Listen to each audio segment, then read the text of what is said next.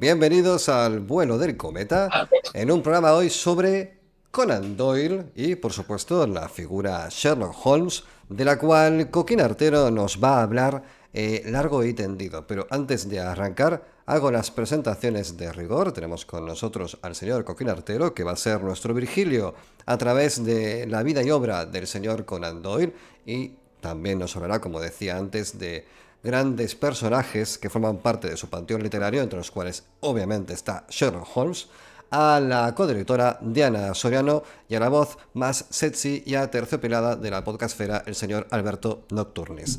Dichas las presentaciones, y si veis que voy muy rápido, es que quiero que entremos ya en materia, un pequeño anuncio, y es que estaremos el viernes 31 de mayo a las 12:30 del mediodía en el pabellón de la feria de la 57 Feria del Libro de Valladolid 2024, haciendo un podcast en directo cuyo tema creo que más o menos tengo claro, porque hoy estábamos ahí de cenáculo diciendo de qué podemos hablar. El país invitado es México, así que probablemente hablemos de poetas malditos y alguna movida que entronque con lo histórico. Ya veremos, pero por ahí van los tiros aproximadamente. Y dicho esto, y teniendo en cuenta que creo que todos nosotros y nosotras conocemos a Sherlock Holmes como figura icónica de la cultura popular, creo que es indiscutible, quizás sepamos menos sobre la vida de Conan Doyle, de quién fue este señor, sus vicisitudes creativas, de cuántas veces quiso quitarse de encima con Salfumán a este personaje llamado Sherlock, que de alguna manera lo encasilló en un género que él consideraba indigno de ser escrito, lo cual es una paradoja porque es el que más pasta le ingresaba. En fin, yo a partir de este punto, Será indigno, Coquín, señor, pero le da usted de comer. efectivamente. Señor Coquín Artero, yo le dejo el báculo para que nos conduzca a través de las vicisitudes del señor Conan Doyle. Adelante, por favor. Bien, pongámonos en situación y pensemos en una de esas ciudades victorianas de principios de la Revolución Industrial, con sus edificios amontonados y hechos de ladrillos y losas de pizarras patinadas por el hollín de fábricas y chimeneas, esos desollinadores, Mary Poppins, digamos. Todo lleno de una niebla perenne que va desdibujando las formas de gentlemen rufianes, meretrices paseando junto a señoras de bien, damas todas ellas rodeadas de una miriada de ratillas sin futuro y boina calada, que como pueden ser los irregulares de los que habla Sherlock, de los que habla Arthur Conan Doyle en sus novelas. Una sociedad protegida por agentes de silbato y bombín que a duras penas dan la talla ante tanto estilete asesino. Les puede parecer que es Londres, pero realmente no es Londres. En realidad estamos hablando de Edimburgo, que es la ciudad que vio nacer a Arthur Conan Doyle y en la que se basó sobre todo para inspirarse cuando hablaba de Londres. Pero para conocer a Sherlock, para conocer esa Londres de la que habla, antes tenemos que conocer obviamente a Arthur Conan Doyle. Sí, esta Londres, bueno, está Edimburgo, que es un trasunto de Londres.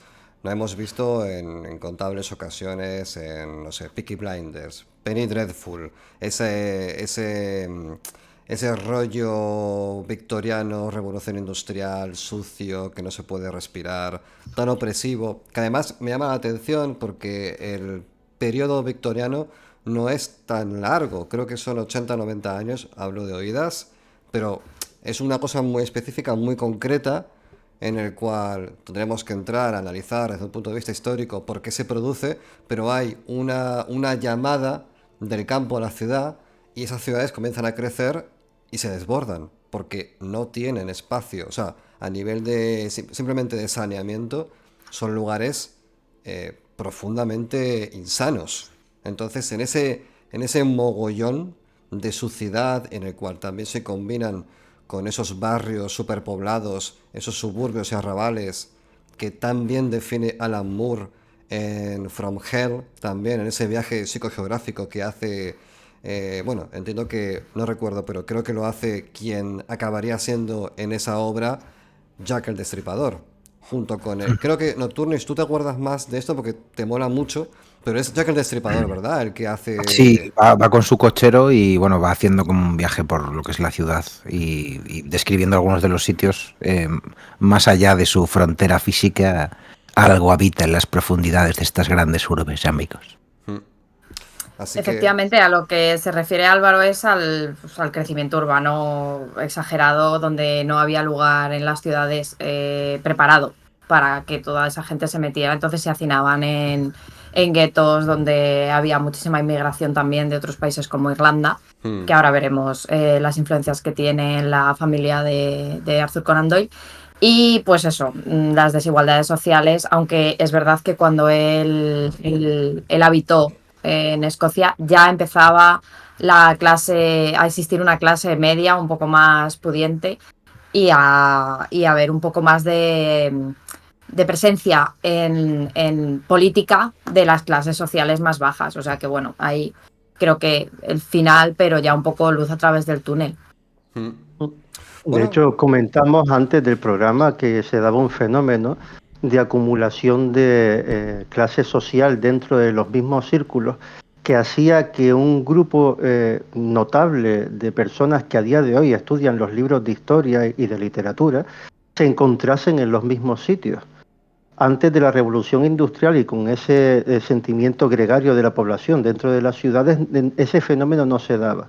Y podíamos hablar de autores contemporáneos, pero que nunca tuvieron contacto entre sí. Sin embargo, veremos durante el día de hoy que Arthur Conan Doyle incluso llegó a estudiar con compañeros que en el futuro llegaron a ser grandes escritores. Muy potentes, además. Bueno, cuéntanos, Joaquín, Jugaban al cricket juntos. Efectivamente. Estos primeros años del señor Doyle. Pues veamos, nace, como dijimos, en Edimburgo en el año 1859, dentro de una familia más o menos bien, donde su padre era un funcionario que había estudiado ingeniería, pero su alma quería que él fuese un ilustrador, del mismo modo que lo fue el abuelo de Arthur Conan Doyle o sus dos hermanos. ¿Qué pasa? Que este hombre afectado, hay quien dice que por la frustración de no haber podido dedicarse y triunfar de lo mismo que habían hecho sus familiares, entra en un estado de depresión que, aquejado por la esquizofrenia que sufría y el consumo desmesurado de alcohol, estaba constantemente entrando y saliendo de crisis que lo llevaban a recluirlo en muchas ocasiones. Y eso afectó sobremanera la educación y la vida tanto de Arthur Conan Doyle como el de sus hermanos. El tema es que llegó el momento donde una de esas crisis de su padre hizo que separasen a los hijos en familiares, a los hijos, y hasta incluso al principio los tenían recluidos en internados, porque la familia se tuvo que separar, entraron en problemas económicos, hasta que unos cuantos de sus tíos se hicieron cargo de los hermanos por separado y Arthur, con 5 años, después de estar en una serie de internados, su tío lo mandó a estudiar a colegios católicos y institutos católicos de Inglaterra y del resto de Europa. Se había convertido en un niño bien que con el paso del tiempo terminó retornando a su Edimburgo para estudiar en la universidad. Al volver se encontró con una realidad que es la siguiente. Las cosas económicamente en casa no estaban bien y la casa de la familia Doyle se tuvo que dedicar a rentar habitaciones, a hospedar a gente. Allí conoció a un doctor que le invitó a estudiar en medicina. ¿Por qué? Porque era un trabajo seguro, un trabajo que le iba a reportar pingües beneficios en el futuro. Y así fue como a los 16 años entró en la Facultad de Medicina de Edimburgo. Creo que me parece que estoy pasando por encima de la escaleta como si estuviese esquiando encima de los puntitos, pero más o menos, si me siguen, voy diciendo, ¿no? Sí, por lo menos no te detengas, vamos muy bien. Vale, cojonudo. Pues ahí es cuando, estudiando en la universidad, el hombre empieza a destacar en diferentes deportes, como por ejemplo el boxeo, el golf, yo no sé hasta qué punto el golf es un deporte, Bueno, el rugby. bueno, polémicas declaraciones, lo voy a buscar Es, ahora es mismo. una forma de estatus, más que un deporte, ¿no, Coquín? También te Sí. digo que si en tu país el césped hierve, o sea, el césped crece por castigo, pues igual no es tanto un estatus como un vamos a hacer algo con este tiempo que me sobra, que no me apetece ponerme a correr detrás de una pelota. O sea, Al más final, bien También es cierto. darle un golpe está bien. yo creo que son las típicas, bueno, evidentemente es un deporte, pero hay una serie de disciplinas deportivas Sí, que están sí. asociadas al estatus, como puede ser el tenis, la hípica, el El polo. golf, el polo, sí, son Sí, pero cosas al que... menos en eso que estás diciendo corres un poco, ¿sabes? Te pones unos Bueno, o el pantalones como los caballo. que llevas, o eso, pero es que tú te pones los pantalones esos de kiwi que se ponen cuando están jugando al golf y con eso no puedes correr. Lo Bueno, único que puedes hacer es Pero es que ponerte las ya hay manitos en los alguien que bolsillos y corre por caminar ti. Para claro, eso ¿Qué? para eso ¿Ves? tienes quien te recoge, un Claro, ¿no? recoge de ahí, pelotas. Bueno, vamos a dejar de de ahí el odiar a la deporte. gente que practica deportes de pijos y vamos a continuar Eso, con la vida de Conan Doyle. Un saludo a la gente eso. que practica deportes de pijos. Sí, por favor. No nos estamos Besito. llamando pijos No, en Volao. necesariamente. absoluto. No, no, no. No. Bueno, pues entre tantos deportes entró en un equipo de cricket donde casualmente jugó junto con un tal Alfred Edward Woodley Mason, que escribió Ujú. Las Cuatro Plumas, o James M. Berry, que es el autor de Peter Pan. Yo Sí. no sé si, Diana, tú te lo has mirado, ¿sabes si hay algún otro autor dentro de ese equipo que sea relevante? No, esos dos son los que son más top. Es verdad que hablan de más autores, pero esos dos son los que, bueno, el escritor de Peter Pan, a mí me habría gustado conocerlo. Qué señor más creepy. Joder, era muy creepy. Sí, tenía cosa creepy ese, ¿eh? Sí, sí, sí. De Hay una todo, historia detrás curiosa. de todos modos, Hostias. quiero decir, cricket. El cricket. Antes nos reíamos del golf, el tenis y la épica, pero el cricket, tío. ¿Qué coño es el cricket? ¿A quién se le Tío, ocurre que el cricket está bien? Está todo Pues mal. ¿tú sabes creo que cuánta el cricket gente? es golf, pero sin agujeros. El cricket es gente que juega Es como con béisbol, ¿no? remos. ¿El Yo cómo? creo que es gente que puede seguir comiendo mientras practica ese juego. Pero vamos a ver, vamos a decirlo ya, el cricket está mal. El cricket lo estáis haciendo mal. Tengo que decir que a riesgo de parecer lo que no soy, aunque yo siempre meo mirando a Inglaterra, lo inventaron los ingleses. O sea, ¿qué quieres de la vida? Pues está todo dicho. Coquín, sácanos de aquí. Vale, pues en la universidad además también compartió espacio, que no aula, con Robert Louis Stevenson, con quien tuvo una amistad que duró hasta la muerte de este. Esto es una maravilla, Durante... tío. Sí, O sea, imagínate, es lo que te decía antes, estás en un sitio donde es posible aglutinar en el mismo lugar no solamente a todo lo malo, sino además también a todo lo bueno, claro. o en este caso a todo lo literario. ¿Cómo no vas a ser al final escritor? Si es que es ¿Eh? por su propio peso, ¿cómo no vas a ser escritor? O jugador de cricket. Efectivamente. Bueno, ahí yo creo que todos podemos, o sea, todos tenemos moral. Sí, Si tienes moral, no eres jugador de cricket. Quiero reivindicar, al margen del cricket, en este momento, Robert Louis Stevenson, quiero que sepáis que La Isla del Tesoro es posiblemente una de las mejores obras literarias que existen. Lo defenderé a capa y espada y quien diga lo contrario le escupiré un ojo. Porque se tiende a pensar que es una obra infantil y no es una obra infantil ni juvenil, es una obra de puta madre, tenéis que leerla. Pues es un súper clásico, ¿no? Paints. Sí, pero se asocia mucho con lo juvenil y no tiene nada de juvenil, es muy jodido. Es una cosa muy jodida. Discrepo. Es un pero para que me disculpas, no nada más. Perfecto. Bueno, Joaquín, ¿qué vas a decir? Perdona que te he interrumpido. Que es una cosa interesante el tema de que estuviese en la Universidad de Edimburgo, porque ahí conoció a un señor que después apareció también en una serie de televisión bastante guapa que se llamaba Las aventuras del verdadero Sherlock Holmes, Joseph Bell, que era un médico que usaba el método hipotético deductivo para saber qué era lo que le pasaba a los pacientes. En vez de seguir una serie de pautas ya acordadas por la academia, él miraba, observaba y en pocos segundos no solamente podía decirte qué es lo que te aquejaba, sino además posiblemente cuál era tu oficio o de dónde venías.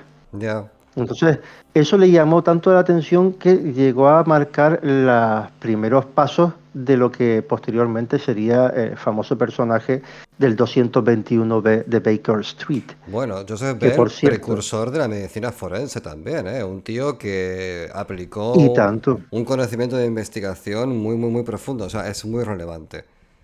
Ujú. De hecho, cuando conoció a Bell en la universidad, este ya colaboraba con la policía en la investigación de casos. Mm. Es como si fuese la primera policía científica, digamos. Ya. Ya. Es curioso. Eh, Quiero hacer un comentario antes de continuar, porque claro, en el ideario de cualquiera que le guste la literatura o simplemente la figura popular de Sherlock Holmes, en contra de lo que pueda parecer, Conan Doyle no inventa el género policial. ¿O quién inventa el género policial?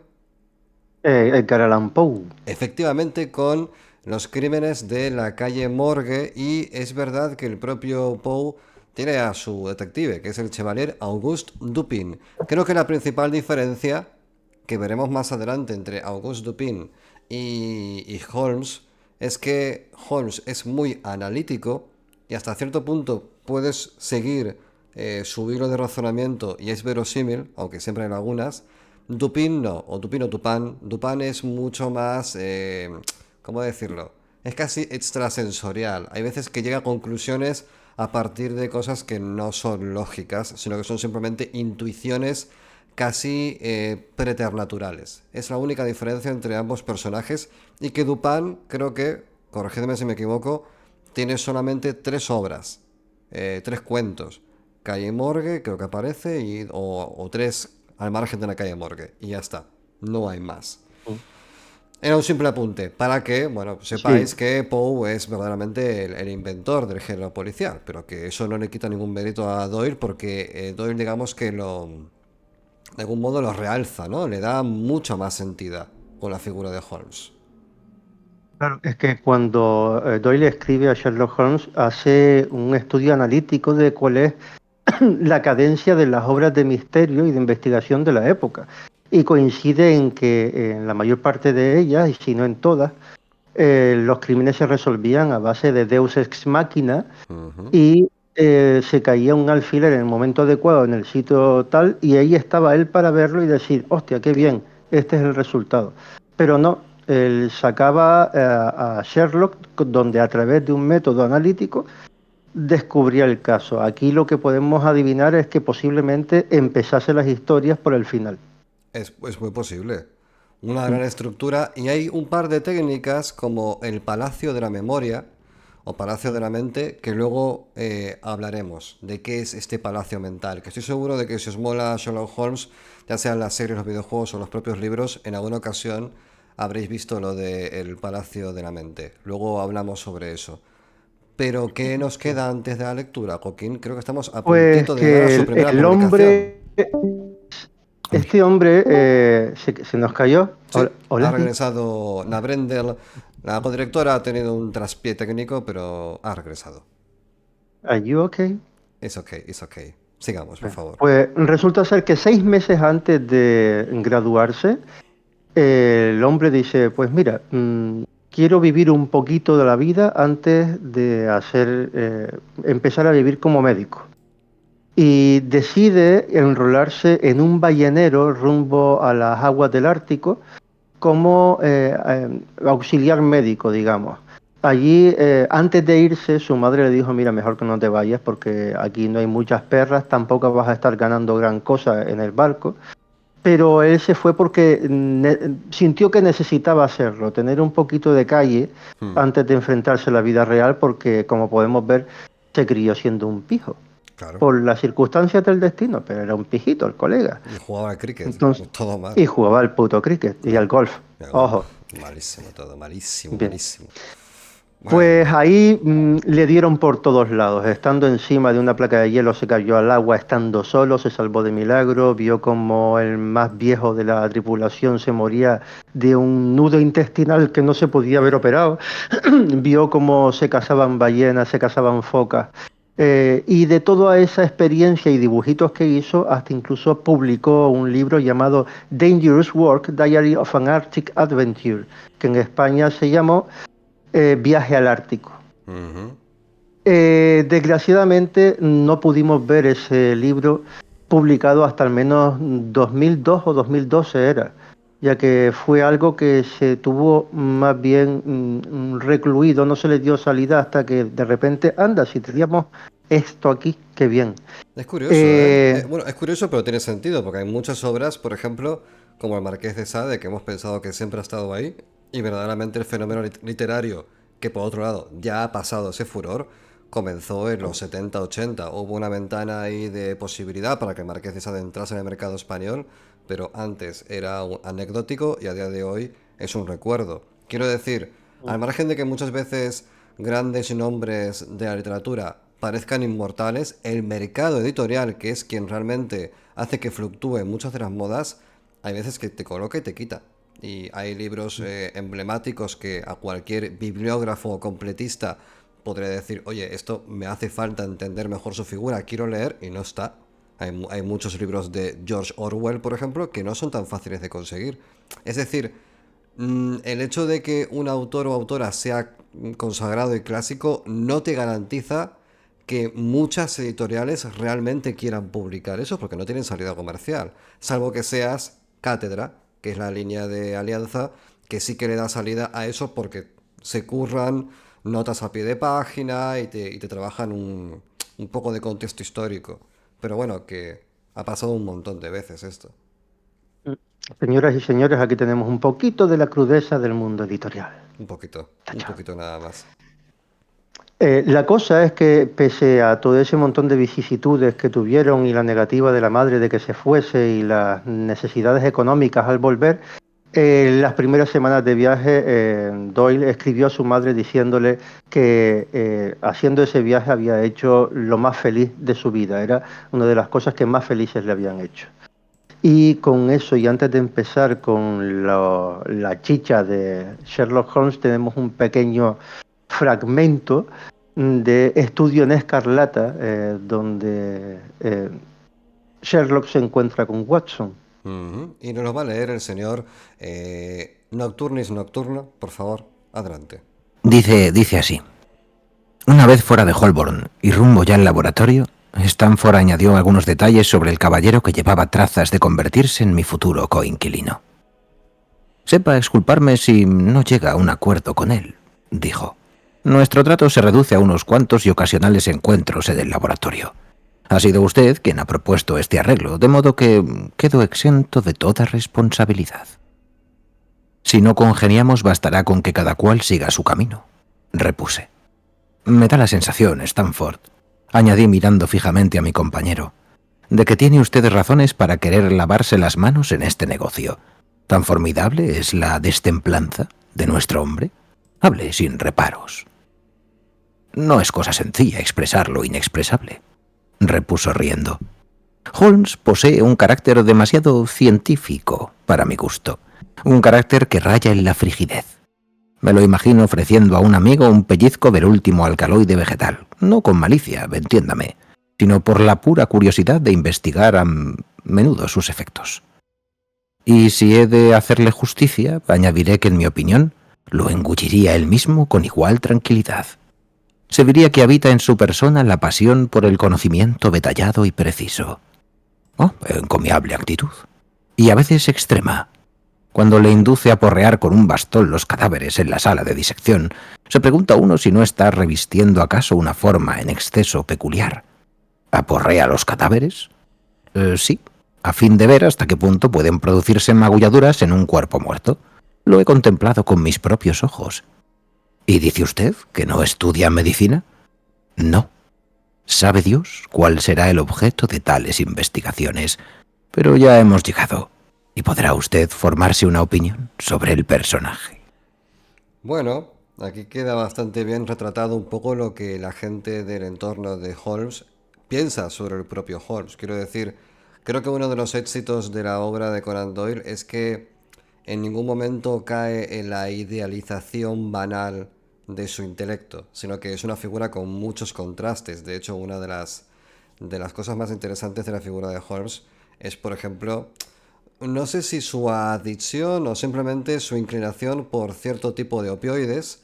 El tío se mete, mierda buena, tiene sus viajes oníricos, hace sus cositas, le gusta mucho la música, es una persona muy polifacética, pero sí que es verdad que siempre se la ha planteado, corregidme si me equivoco, porque a lo mejor alguna adaptación a serie o lo que sea ha cambiado, como alguien muy asexual, una persona que, y aquí se ve bastante Debo bien. corregirte. Corrígeme, por favor, corrígeme. Sí, hay un personaje, él normalmente suele referirse a las mujeres como es bastante chauvinista, realmente. Piensa que, como diría como si Robert Downey Jr. en su película de Sherlock Holmes, Ujú. son peligrosas por atrás y ladinas por delante, como los caballos, o algo así. Estaba muy deconstruido Holmes seguramente cuando dijo esto, Sí, ¿verdad? Vale. pero él consideraba que había un factor común en las mujeres que era muy machista por su parte. Sin embargo, hubo una mujer a la que llamó la mujer, pero de nombre Irene Adler, que Ajá. fue quien llamó su atención sobremanera y a la que guardó siempre en el recuerdo a lo largo de sus aventuras, donde Ujú. hacía diversas menciones. Pero sobre todo porque era la influencia de una persona que conoció en un futuro, digamos, ¿no? Que quiero decir que hablaremos de ella en un futuro. Ujú. Pero en cuanto a eso, no es que él se desquitase de las cuestiones sexuales por completo y que solamente se dedicase a la meditación de misterios, sino que no le daba una importancia tal como la del resto de los mortales. Vale. Él veía que eso era una parte de la vida como puede ser el enfado, que también sufrió enfado durante sus aventuras, o como lo que puede ser la pasión de descubrir un misterio. Ujú. No es que sea un anclaje fundamental en el desarrollo de sus vidas. De hecho, hacía varias burlas acerca de lo que viene a ser la vida en pareja y los matrimonios. Y comentarios de estos latinos, ¿no? Sí es necesario estar en una buena familia, pero precisamente para que sea una buena familia, no para Ujú. ser feliz. Bueno, yo Bueno. creo que lo que le pasa a... Yo creo que es que en este caso no es una representación de su autor. Yo creo que Doyle lo hizo de esa manera porque es como muy concreto. O sea, está como muy... Diríamos hoy en día que yo creo que Sherlock Holmes es autista. Porque está como está Focalizado. muy focalizado. Y quería decir que Irene Adler es un personajazo, no solo en las novelas de Arthur Conan Doyle, sino que también sale en el Club Dumas. También es uno de los personajes de... O sea, yo creo que de alguna manera como un homenaje. Y bueno, que es que, como decía Sherlock Holmes, es la mujer. Ujú. Bueno, por cierto, por desambiguar simplemente cuando Coquín se refería a que Irene Adler es alguien de su vida, se refería a que efectivamente Irene Adler fue la proyección de una persona real de la cual Conan Doyle se enamoró profundamente y os hablaremos de esa figura más adelante. Pero antes vamos a continuar con una pregunta clásica que a mí me gusta hacer de forma habitual y es... ¿Cómo habéis conocido la obra de Conan Doyle? ¿Cómo habéis llegado incluso a la figura de Holmes? Y voy a empezar por nuestro querido Nocturnis. Nocturnis, ¿cuál fue tu primer affair con el Pues, detective? yo creo que la serie, ¿no? De anime, que era un pedazo de serie, por Dios, que básicamente, bueno, contaba, yo creo que buena parte del perfil, ¿no? Que salvando las distancias se podía emitir para niños en aquellos tiempos. Pero, joder, tenía de todo. De hecho, era trepidante. Yo creo que era muy fiel a los principios básicos de los personajes, independientemente de que, evidentemente, eran furros, pero yo creo que fue un primer contacto estupendo para que luego dijeras, anda, hay un libro de este señor y te interesases por la lectura. Incluso Yo creo recordar que lo primero que leí de... Bueno, ya sabéis que mi tendencia con el terror es primigenia, pero creo que lo primero que leí así, ya directamente de Arthur Conan Doyle, fue el perro de los Baskerville. Y claro, me flipó, ¿no? Porque tenía un poco esa mezcla de lo paranormal, un poco con la investigación más analítica que decía antes Coquín. Y al final pues jugaba un poco con esa doble, frontera, ¿no? Y lo hacía muy bien, porque luego sí que desvela, como suele hacer además Sherlock, ¿no? Que quizá un poco humillando incluso la propia realidad, ¿no? Le gusta pisotear los hechos en el sentido de decir esto es lo que yo sé y no lo que ustedes dicen, ¿no? Y eso a mí me fascinó también, en parte porque yo esperaba una salida paranormal al relato, ¿no? Y el tío, la verdad es que lo bordaba. En casi todos los casos se ve como Sherlock se lleva de calle prácticamente a todos hasta el último momento, ¿no? Salvo en alguna ocasión y ya más adelante cuando aparece algún que otro archienemigo. Muy bien. Diana, ¿cuál fue tu primera cita con Sherlock Holmes?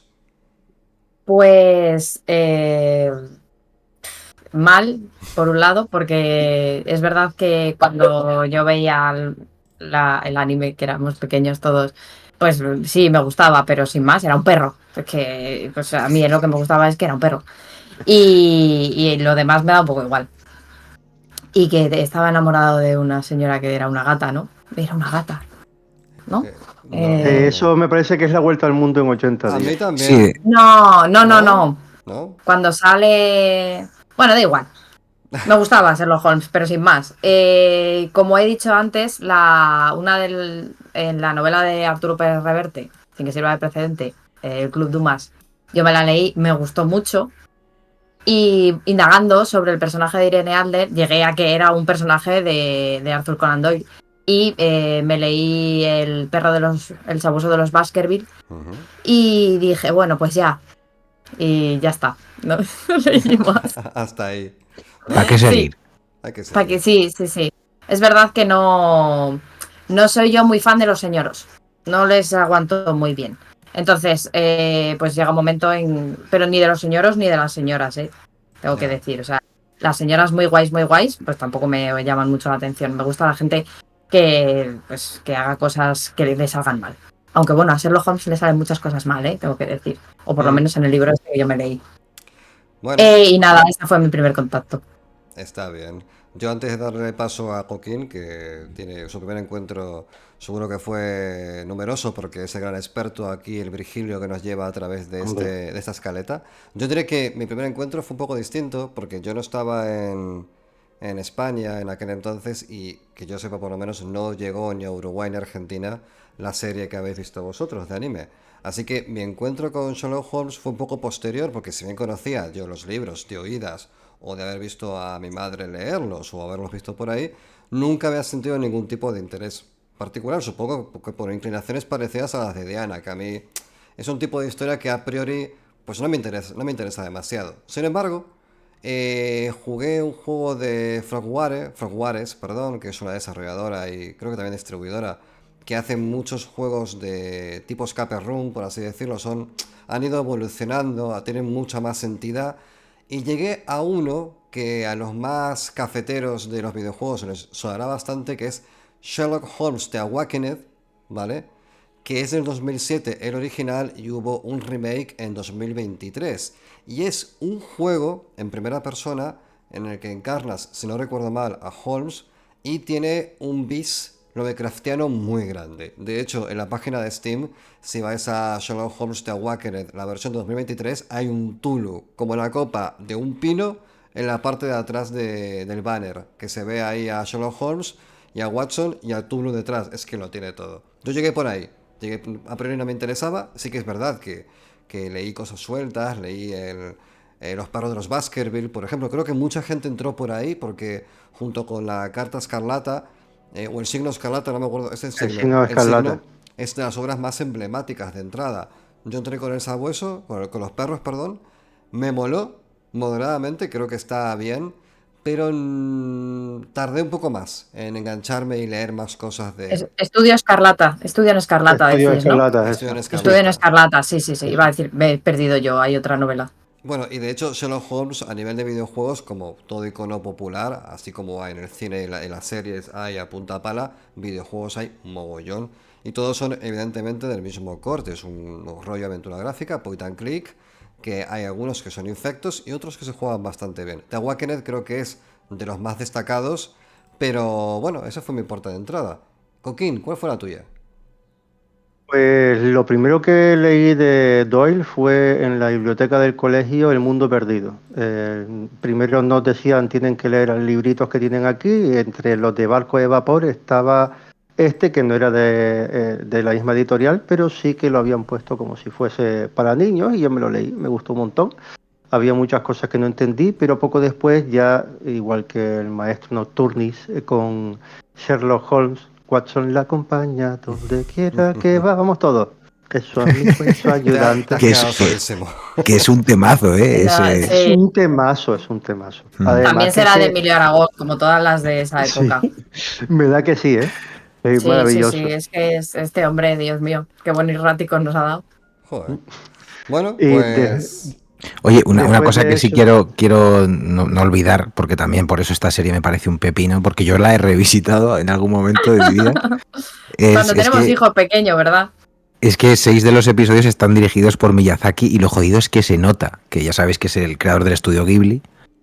Y, o sea, no sé, tiene una forma de que fluyan las historias este hombre, yo no sé qué hace, pero es increíble la magia que tiene su universo o sea, yo revisitándola me di cuenta de que realmente como producto, más allá de que sea para niños o infantil, juvenil, o sea, es una fantasía. Si queréis, como digo, ¿no? Un acercamiento a Holmes un poco menos denso y señoro, como decía Diana, esta serie es muy guay a todos los niveles. Si sabes a lo que vas, evidentemente, ¿no? Tampoco estoy Bueno, pretendiendo también ya. es verdad que a lo mejor las series de antes, o sea, no os estamos diciendo que veáis Peppa Pig, ¿eh? No, Claro, claro. No, es que, no, joder, no, Miyazaki no, también no, estuvo involucrado en Lupin, en el famoso ladrón, ¿no? Por claro. ejemplo. Y, o sea, que decir, hay series de anime para chavales que tenían un nivel que yo, vamos, comparativamente me Sí, sí. parece brutal. Sí, había series muy buenas y que, bueno, pues que han envejecido bien. Pues, Coquín, llévanos a un poco la formación, influencias y primeros trabajos del señor Conan Doyle. bien, pues debemos saber que como todos los pundonor, un pundonor, no sé si saben lo que es uno de estos que tiran para adelante ante todas las adversidades. Eso es. Se sacó la carrera en menos años de los que le tocaba precisamente para ahorrar perras. Antes de abrir su consulta de oftalmología, estuvo en 2 barcos, como ya nombramos antes, en el Hope, en el Ártico, y después en la zona de Sudáfrica, en otro que se llamaba Mayumba durante unos cuantos meses, pero se terminó abriendo la consulta de oftalmología, que fue su especialización. Un detalle de esta especialización que podemos ver en el famoso Sherlock Holmes es que siempre va con una lupita. Ujú. Y la cosa es que en el 85, 1885, se casa con la hermana de uno de sus pacientes que se llama Louisa Hawkins, y tiene 2 hijos llamados Mary Louise y Kingsley. Ujú. Pero esto lo hacía También, porque le iba mal en la consulta. O sea, creo que decía que tenía una sala de espera para él y otra para los pacientes, Joder. porque le iba fatal. Madre mía. ya ves. Sí, le iba, La gente de hecho, no debía curarse mucho los ojos por aquel entonces, o sea, también hay que tenerlo en cuenta. Mm. tardó como 8 años en sacar un cierto provecho de la consulta y al final terminó dejándolo por la literatura. Sí que tenía punto O honor el sea tío, que, 8 años con la clínica abierta diciendo, bueno, a ver quién viene Comiéndose por los aquí. mocos. Joder. sí. Bueno, fue su mujer. Sí. Eh, a ver, se casa en el 85, tiene los 2 niños y resulta que también tiene varias influencias dentro de la creación de Sherlock. Uno de ellos es Henry Littlejohn, un cirujano que trabajaba con la policía. También el señor del que hablamos antes, que era Joseph Bell. Ujú. Y Brian Waller, que es uno de los médicos a los que su madre le alquilaba una de las habitaciones como hospedaje, que fue el que le animó a estudiar medicina y de quien se dice que puede haber sacado ese factor de gusto por las sustancias psicotrópicas que tenía Sherlock. Entre todos ellos terminó haciendo este famoso personaje que necesitaba además de un sidekick que ayudase a expresar el desarrollo de sus aventuras, que era John Watson. Es un recurso muy inteligente. Aparte, de alguna forma, seguramente esto sea falso, pero lo voy a decir igual porque queda muy bien. Es el origen de las buddy movies. O sea, de la historia de Claro. colegas. O sea, que tengas a un tío que sea tu A testigo ver, y narrador, el origen realmente es Sancho Panza. Y da el igual. Quijote. Te he dicho que estaba De la- como de la- bien, Tienes sonaba razón. muy bien, ya lo sé, pero da igual. Va, Da bueno, igual. perdona, lo siento. Lo siento por desmontarte el mito. Las Pero mira, Buddy lo que- En un Movies, segundo, aquí, habéis aquí en tardado directo. 2 segundos en desmontar mi mentira, no pasa nada. Pero ojo, no, tiene una parte de verdad. Seguramente sin Sherlock y Watson no habrían existido, por ejemplo, Mortadelo y Filemón. Claro, O sí, Bud seguramente Spencer y Terence en Hill, el mundo joder. anglosajón a Claro. lo Ahí mejor. está. En el mundo anglosajón a lo mejor, pero oye, dejadnos inventar algo, ¿no? No, pero hostia, el dueto detectivesco, o sea, es que hasta Mulder y Scully, ¿no? Siempre tienes ahí una parte más impulsiva y otra más clínica, ¿no? Incluso en este caso, claro, sería difícil interpretarlo porque Holmes hace de todo y mucho, ¿no? Pero sí, es curioso. Mm. De hecho, no habría existido ni siquiera House, que House es un Sí, trasunto está precisamente claramente del propio inspirado. Holmes. La verdad es que Bueno, sí. pero eso no es de Buddy Movies, es de Capullo Movies.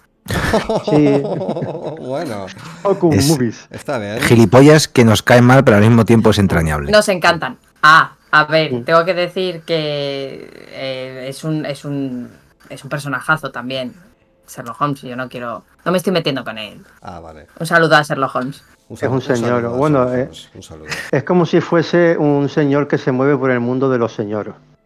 Pero yo una cosa te diría, que, joder, mira, a mí es que esta lectura me parece la más guay, que es quién cojones es Sherlock, ¿no? Al final cada uno tiene una perspectiva de su, digamos, su lectura o lo visionado de las películas o las series que han salido en torno a su figura.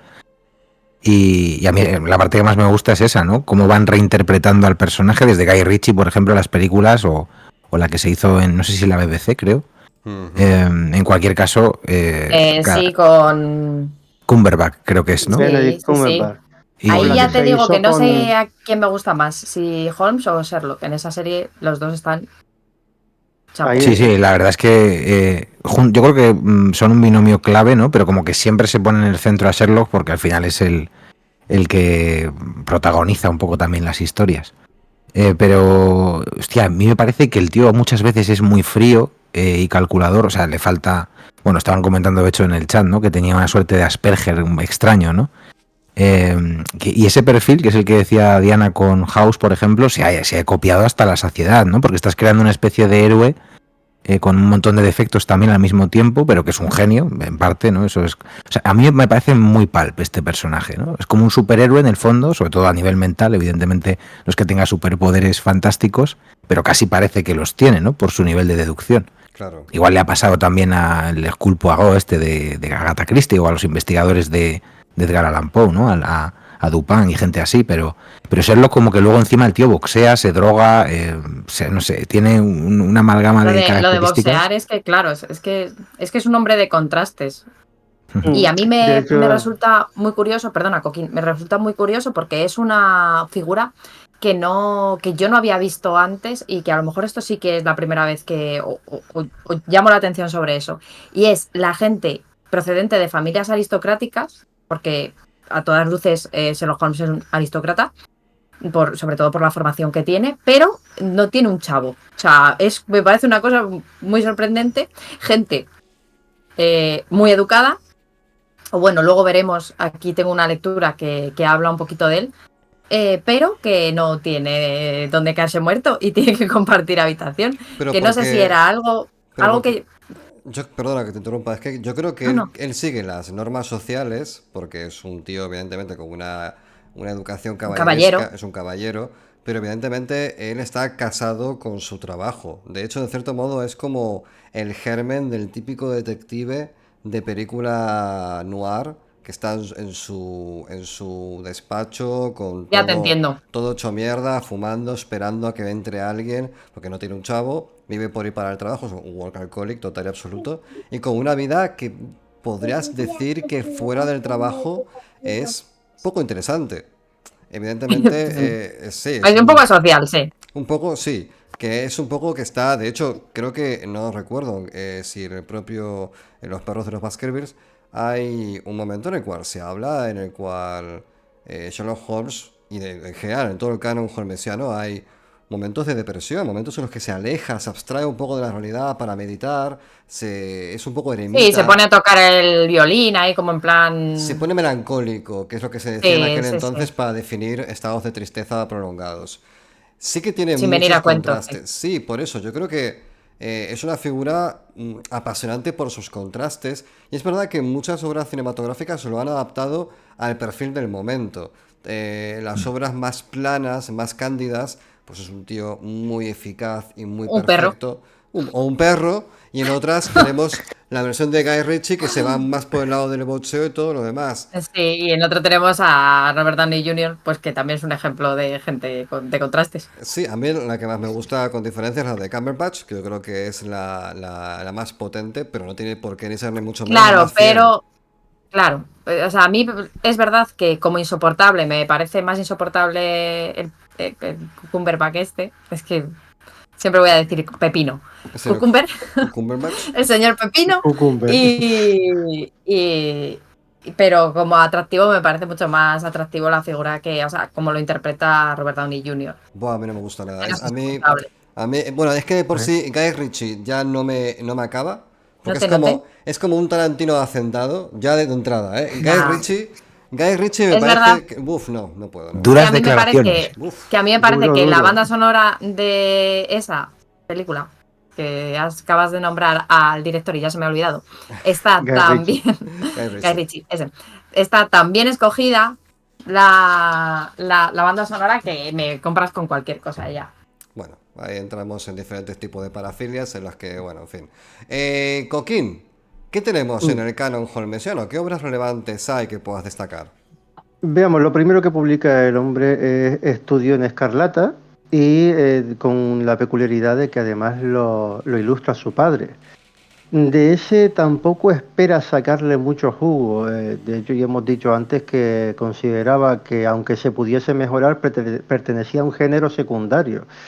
Lo que dijimos antes precisamente fue que Sherlock decía que gracias al poder del guión, los detectives en las novelas hasta ese momento se enteraban del resultado o de cuál era la resolución del misterio gracias a las fuerzas del destino. Ujú. Y aquí lo tenemos mucho más masticadito y como ya sabe, el autor ya conoce el final, puede deleitarse no solamente describiendo el proceso de ejecución del misterio, sino además también describiendo al propio personaje para ir creando hype, ¿no? Que la gente se acerque a lo curioso del personaje más que a lo que viene a ser el misterio en sí. Lo primero fue estudiar en Escarlata, pero no pensaba seguir escribiendo hasta que un buen día se encuentra en un escenario en el que confluyen muchos factores y termina haciendo una publicación periódica en una revista llamada el Lippincott's Magazine. El suceso fue que Doyle se encuentra con Oscar Wilde en 1889 y con el editor Joseph Marshall Stoddart en un hotel llamado Langham. Ese hotel a día de hoy conmemora ese encuentro con una placa super pollúa, ahí bien bonita, hecha con, Si puedes presumir de algo así, presume, por favor. ya te digo. Sí. En el encuentro ese resulta ser que el editor le propone a Doyle hacer una publicación mensual que tuvo más o menos una cierta relevancia y por su parte Oscar Wilde en ese mismo periódico, en esa misma revista, fue publicando lo que después sería llamado el retrato de Dorian Gray. Oh. Algo que termina ligando históricamente a estos tres personajes y al hotel convirtiéndolo en uno de postín. Ujú. Aunque tengan los váteres llenos de mierda, ese sitio se va a llenar de gente, ¿vale? Claro. La cosa es que en 1890 es cuando pasa la publicación mensual al Strand Magazine y es lo que definitivamente lo catapulta a la fama porque todo Dios estaba esperando por una nueva historia de Sherlock Holmes. Claro. Todo Dios. En total hizo 4 novelas y un total de 54 historias cortas, ¿puede ser? Más o menos. Sí, sobre todo cuento corto. Yo como comentario a pie de página, Estudio en Escarlata tuvo una polémica bastante grande porque en su momento, cuando lo escribió Doyle, retrata a una especie de organización dentro de los mormones, donde los pone Mm. de follarines Y a caer de un burro, y de sectarios prácticamente. totales. Sí. Sí, en 1923, en una charla que tuvo que dar, tuvo que pedir disculpas porque, ya lo dijo, es que escribí esto un poco tocando de oído, no sabía de qué iba la vaina, perdonadme, queridos mormones, si os he puesto de secta para arriba y para abajo, que es que sois una puta secta, no pasa nada si se dice. O sea, a ver, sectas sois, mujeriegos también, porque pues es de justicia decir que vosotros podéis tener las mujeres que queráis, pero las mujeres no pueden tener nada. O sea, a ver. Bien no estáis, señores. O A ver, sea, cuidado, reconozcámoslo. cuidado también que la poligamia, quiero decir, que la poligamia existe en el mundo mormón, no es ni mucho menos representativo. Lo digo porque hay un documental en Netflix que pone a los mormones también de follarines polígamos, pero no, a lo mejor es el 0,2% de la comunidad. No obstante, y esto sí que me parece un poco más O grave, sea, no es tanto puedo hacerlo como voy a hacerlo. Es que puedo hacerlo, si quiero, ¿no? sectas, Diana, son sectas.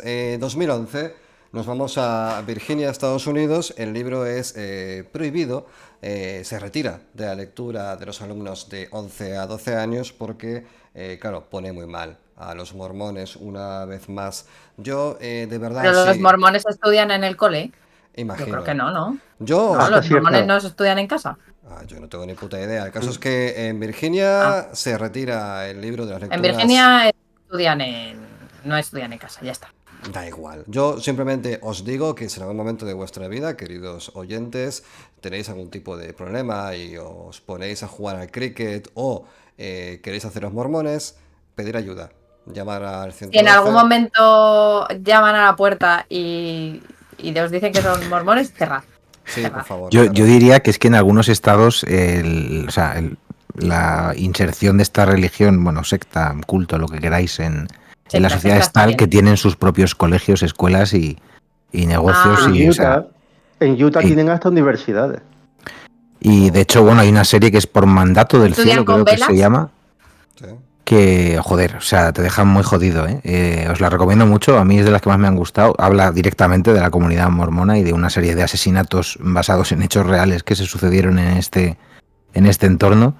Y ahí se ve incluso la parte más jodida de ese tipo de vertiente espiritual que termina con auténticos chiflados dirigiendo comunidades más o menos aisladas de la ley en Estados Unidos. O sea, es terrible. Es acojonante. Claro, tienes un país tan grande que se te escapa el control total. Bueno, pues aquí con el tema del estudio en Escarlata tenemos a Conan Doyle pidiendo perdón en 1923 por haber puesto a los mormones de...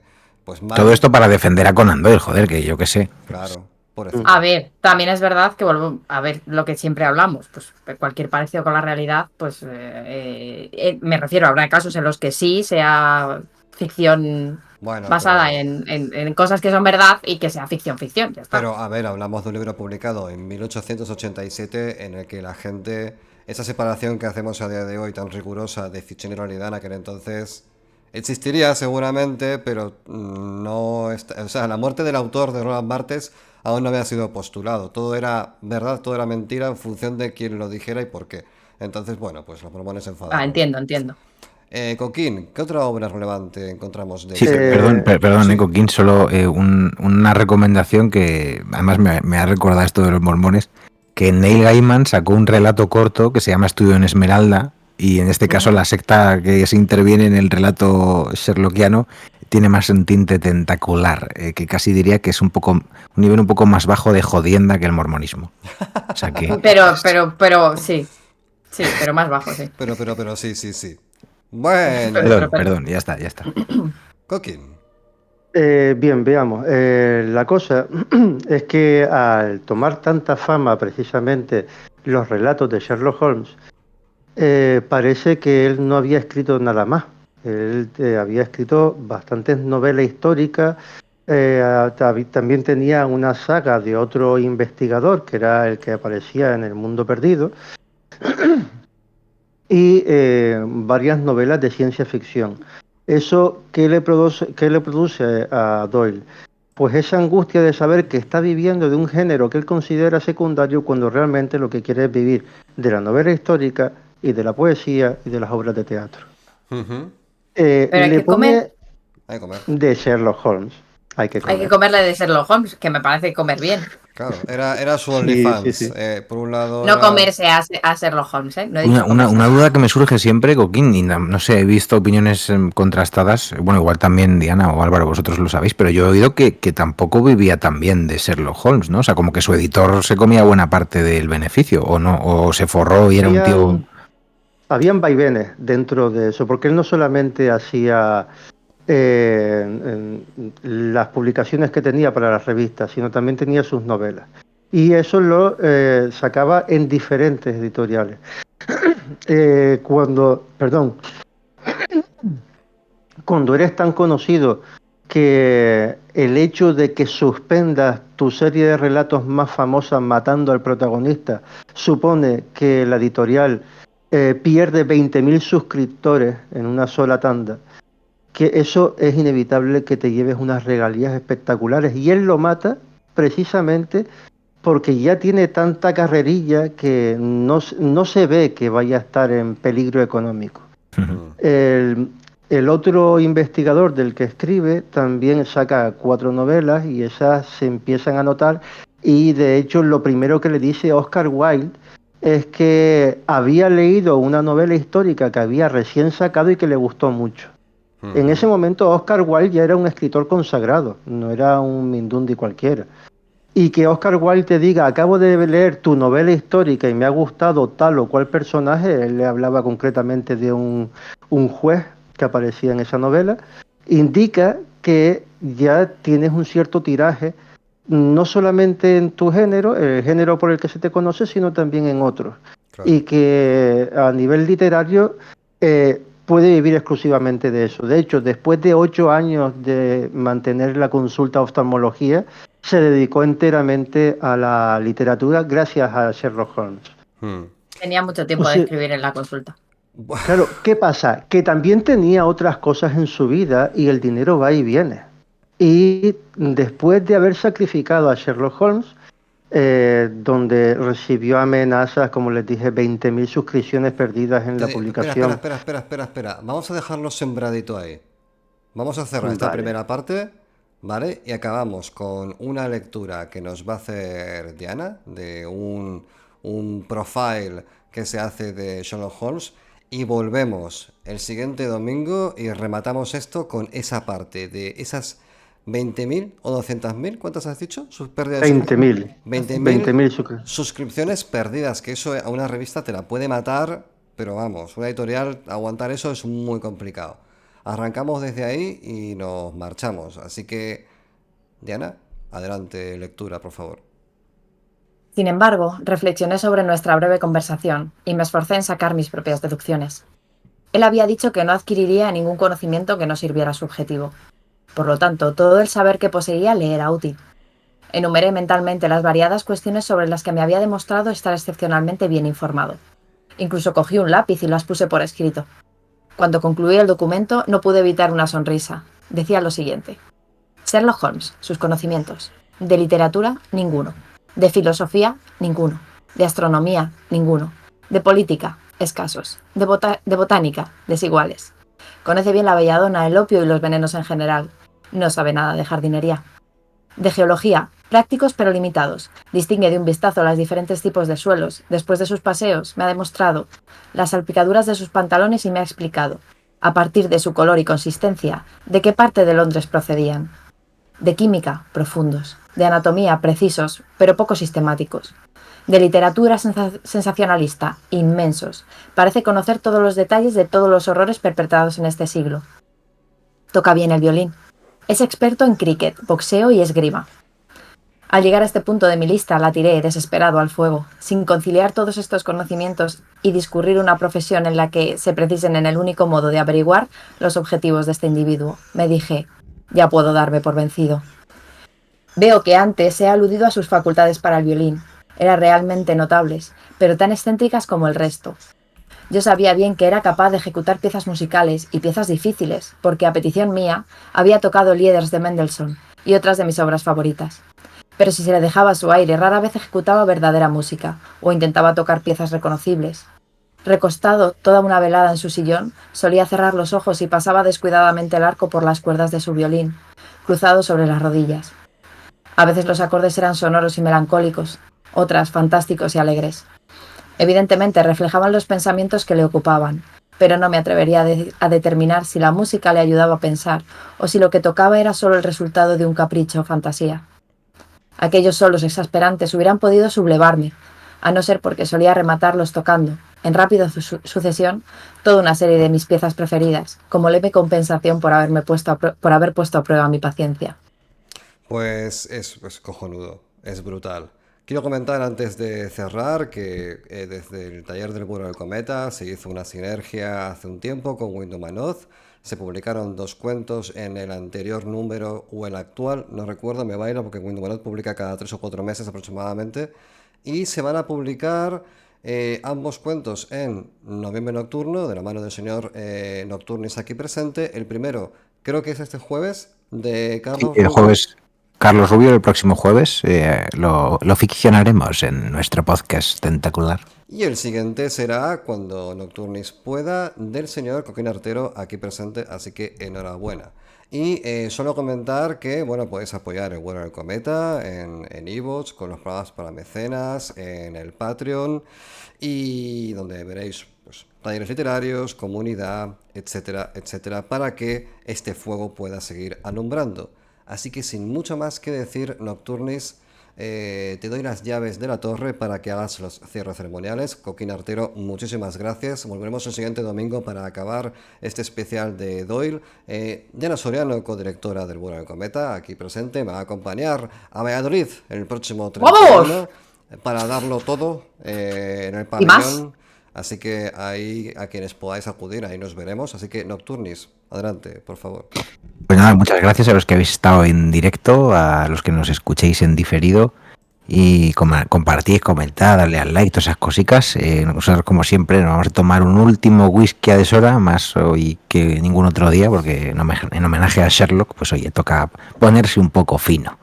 Y nada, voy a hacer una raíz ahora, no sé a quién, así que os lanzaré al abismo de Twitch y nada, nos vemos próximamente. Abrazos tentaculares. Adiós. Dios.